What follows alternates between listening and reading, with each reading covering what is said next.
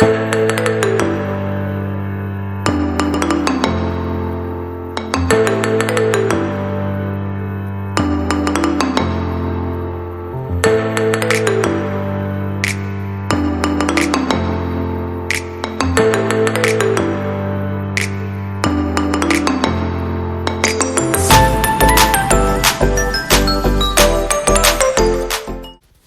hi everyone, this is for anyone that may be wondering how long can you keep the dry rice formula.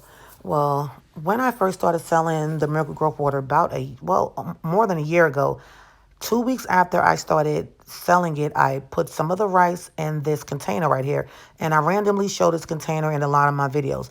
Well, anyway, guys, March made a year, and we're now in June, and it's still good. It's still fresh.